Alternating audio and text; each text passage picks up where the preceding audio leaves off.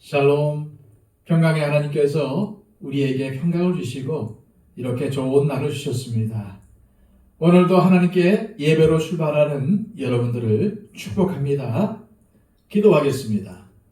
아버지 하나님, 우리에게 하나님의 평강, 참된 샬롬을 누리게 하심을 감사합니다. 세상은 여전히 시끄럽고 어지러운데 우리에게 하나님의 평강을 주셔서 하나님께서 주시는 은혜를 누리고 또한 하나님의 약속 가운데 살게 하심을 감사드립니다.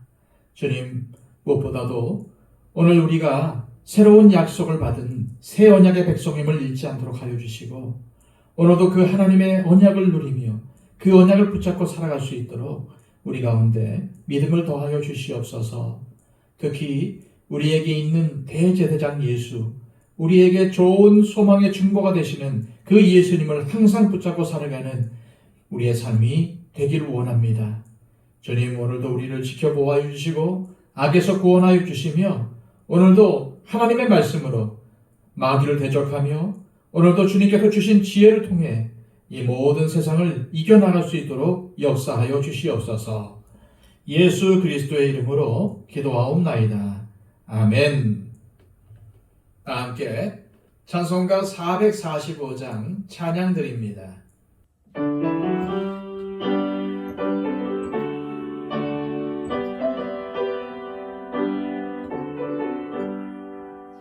세상을 넘어 천국에 가도 빛가는 대로 걸어가면 주께서 항상 지키시기로 약속한 말씀 변치 않네.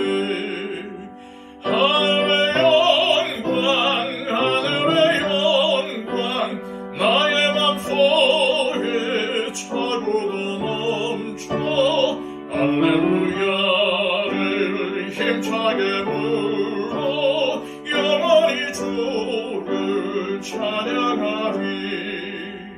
캄캄한 밤에 다닐지라도 주께서 나의 길 되시고 나에게 밝은 빛이 되시니 길 잃어버릴 염려 없네. 하늘의 영광 하늘의 영광 나의 맘속에 차고도 넘쳐 할렐루야를 힘차게 불러 영원히 주를 찬양하리. 광명한 그린 마음에 받아 찬란한 천국 바라보고 할렐루야를 힘차게 불러 날마다 빛에 걸어가리. 하늘의 영광 하늘의 영광 나의 맘속에 차고도 넘쳐 할렐루야를 힘차게 불러 영원히 주를 찬양하리. 이 시간 우리에게 주시는 하나님의 복된 말씀은 신약성경 히브리서 9장 1절에서 10절까지의 말씀입니다. 신약성경 361쪽입니다. 첫 언약에도 섬기는 예법과 세상에 속한 성소가 있더라. 예비한 첫 장막이 있고 그 안에 등잔대와 상과 진설병이 있으니 이는 성소라 일컫고 또 둘째 휘장 뒤에 있는 장막을 지성소라 일컫나니 금향로와 사면을 금으로 싼 언약궤가 있고 그 안에 만나를 담은 금항아리와 아론의 쌍난 지팡이와 언약의 돌판들이 있고 그 위에 속죄소를 덮는 영광의 그룹들이 있으니 이것들에 관하여는 이제 낱낱이 말할 수 없노라. 이 모든 것을 이같이 예비하였으니 제사장들이 항상 첫 장막에 들어가 섬기는 예식을 행하고 오직 둘째 장막은 대제사장이 홀로 1년에 한 번 들어가되 자기와 백성의 허물을 위하여 드리는 피 없이는 아니하나니, 성령이 이로써 보이신 것은 첫 장막이 서 있을 동안에는 성소에 들어가는 길이 아직 나타나지 아니한 것이라. 이 장막은 현재까지의 비유니 이에 따라 드리는 예물과 제사는 섬기는 자를 그 양심상 온전하게 할 수 없나니, 이런 것은 먹고 마시는 것과 여러 가지 씻는 것과 함께 육체의 예법일 뿐이며 개혁할 때까지 맡겨둔 것이니라. 아멘. 오늘 우리가 읽은 본문인 9장 1절에서 10절까지의 내용은 바로 레위기 16장에 나오는 내용입니다.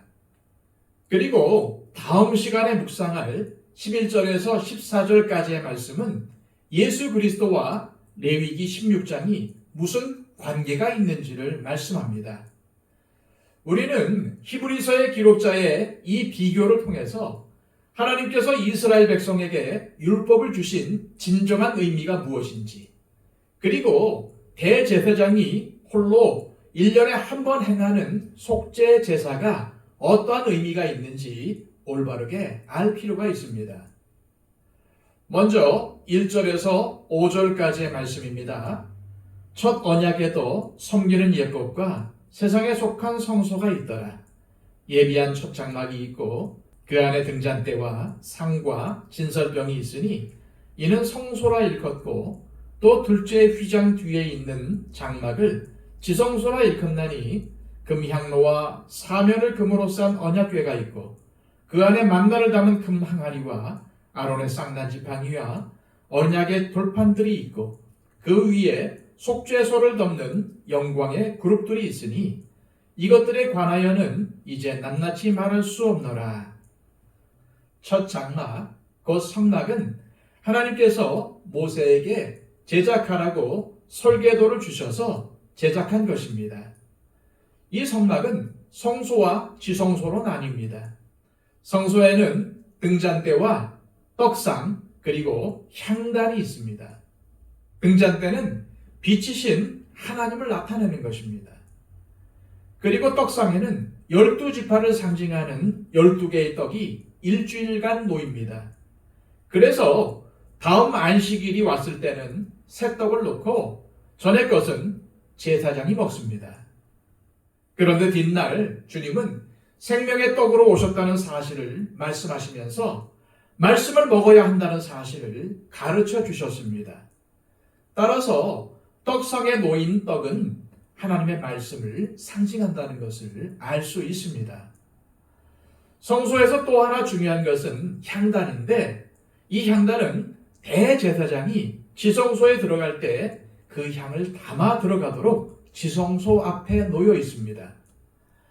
그리고 지성소에 들어가면 언약궤, 곧 법궤가 있지요. 대제사장이 1년에 딱 한 번 지성소에 들어가서 백성들의 죄를 속하는 대속죄일의 핵심은 언약궤입니다. 언약궤 안에는 이스라엘 백성들의 죄를 생각나게 하는 상징물들이 들어있습니다. 십계명의 두 돌판은 시내산에 올라간 모세를 기다리지 못하고 금송아지로 우상을 만들어서 음란하게 섬겼던 이스라엘 백성들의 죄를, 만나 항아리는 하나님을 신뢰하지 못하고 먹을 것이 없어 우리를 광야에서 굶어 죽게 하느냐는 백성들의 원망을, 그리고 아론의 쌍난 지팡이는 고라당의 반역 사건, 즉 모세와 아론에 대해 반기를 든 사건을 배경으로 하고 있습니다.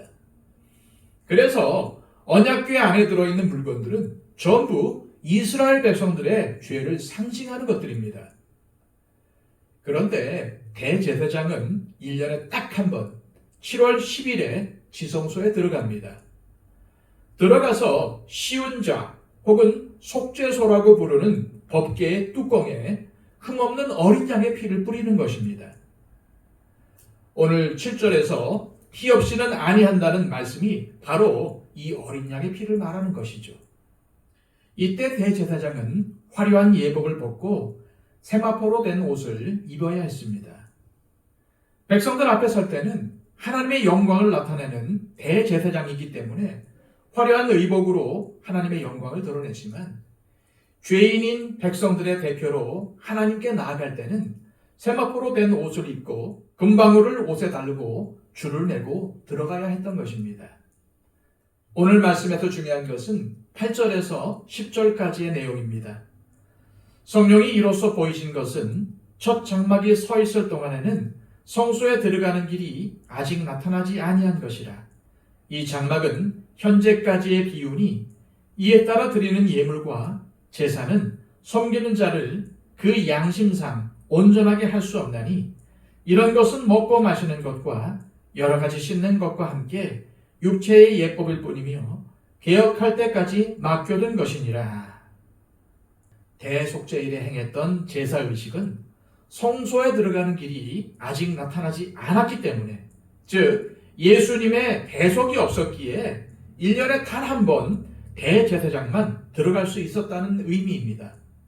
그런데 이 제사는 온전하게 할 수 없는 제사이기 때문에 다음 해가 돌아오면 똑같은 제사를 반복해서 드려야 했던 것입니다. 하지만 우리가 구약의 제사와 율법을 무시하지 말아야 할 것은 이러한 모형들이 가리키는 것이 바로 예수 그리스도이기 때문입니다.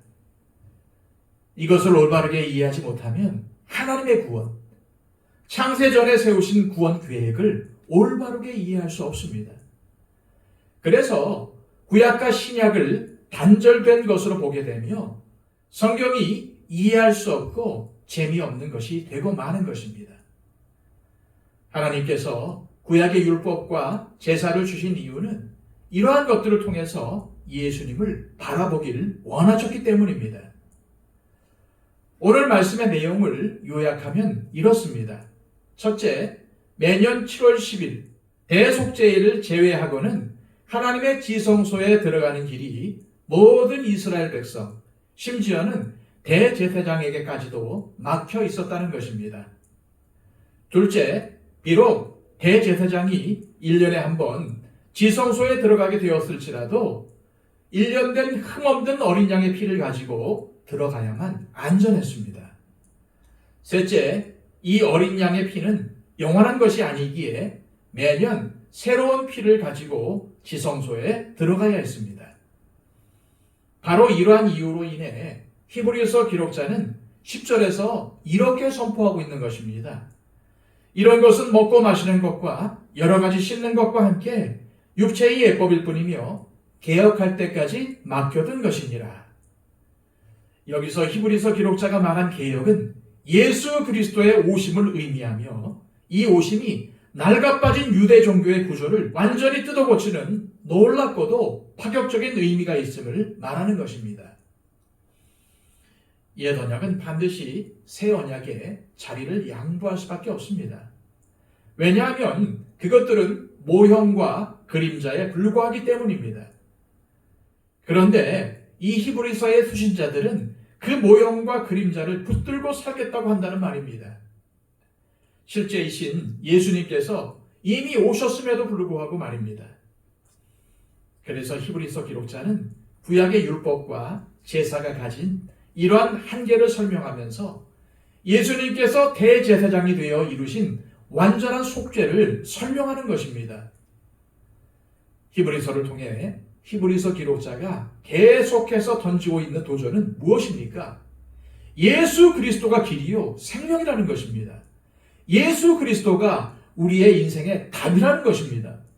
예수 그리스도만이 우리가 반드시 붙들어야 할 영혼의 닻이라는 것입니다. 그리고 그 예수 그리스도가 단번에 우리의 죄를 사하는 영원한 속죄의 제사를 드린 대제사장이요 동시에 흠없는 어린 양이시라는 것입니다. 이 시간 기도하실 때 하나님 아버지, 우리가 이 땅에서 즐기고 누리는 것들은 모형이요 그림자임을 깨닫게 해주시고 우리의 영원한 대제사장이신 예수님께서 우리에게 이루어주신 더 좋은 언약, 더 좋은 소망을 붙들고 살게 하옵소서. 예수님만이 길이요 생명이며 우리 인생의 답이며 예수님만이 우리가 반드시 붙들어야 할 영혼의 닫힘을 항상 명심하며 예수님으로 만족하고 우리의 삶을 예수님으로 채우는 성령 충만한 삶을 살게 하옵소서 기도하시기를 바랍니다. 111 기도를 통해서 우리의 기도가 필요한 분들을 위해서 중보해 주시고 특히 우리 이복신 권사님의 회복을 위해서 그 밖에 또한 연약한 우리 성도님들의 건강을 위해서 기도해 주시기를 바랍니다. 다 함께 기도하겠습니다.